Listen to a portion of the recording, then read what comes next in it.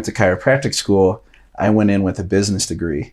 So you can ask any of my buddies that I was in chiropractic school with, they were like, this guy is, I was up shit creek a little bit because I went in, I did some pre-med classes, but primarily business and sports management. And so when I went to chiropractic school, I kind of had the whole business model planned out before the medical portion of it, which is so huge. It's kind of backwards a little bit, right? mean, but yeah. And I always thought, like, have you ever read the E-Myth?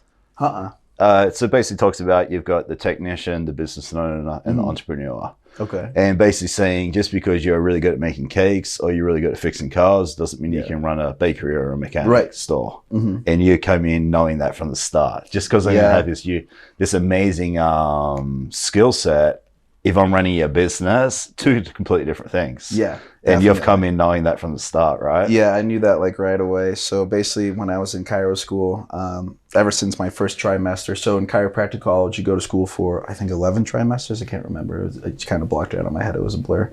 But I went in knowing I'm going to go to Las Vegas. You know, this is what I want to do. I want to work with professional athletes. I want to coach lacrosse. Why Vegas?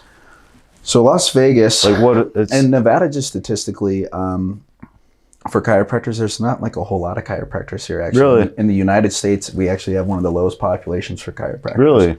So you knew this before? That's amazing. Yeah. So I went on. It's a whole little sequence that I created, but I basically went to the BLS, so it's the Bureau of Labor Statistics. It's a government website, and so I looked at the employment quotients and patient quotients for chiropractors per capita out of. I think I picked 5 states in the United States, and out of those 5 states, I picked 2 cities, and then I just kind of traveled. I would take my student loan money, and instead of spending it on parties, I partied a little bit, but I would go on trips to states and cities that I wanted to work in potentially, and I would visit clinics in those cities.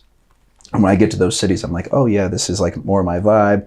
I can do this, or nah, that this really wasn't for me. Nobody does this. Yeah, I know. I'm a little bit neurotic about some things. Yeah. Yeah, but I mean, people have moved states and they don't have a job lined up, or they've never been there before. And then you're finding out where to live, the best places to live, where you actually want to live. Yeah, it was wild. That's amazing. Yeah, even with Ricky, my fiance, like when you can even ask her. I'm definitely like a numbers guy and analytical person. So, but you're a business guy. Like, so it's just like if we want to do something, it's got to make sense for myself, her, like future family, things like that, and the people around me, right? Because I want to go somewhere where not only I can grow in my family, but I want to help other people grow. Like I want to have a business where we are all growing together. You know what I'm saying? Like you reach out to your network. Oh, this is what you do. This is how I can help you, you know? If I went to like Wyoming, like I love Wyoming, but it's like, I'm not a rancher. I'm not a farmer. Yeah. Okay. It's a little slower there, which that's nothing wrong with it. I love going back home.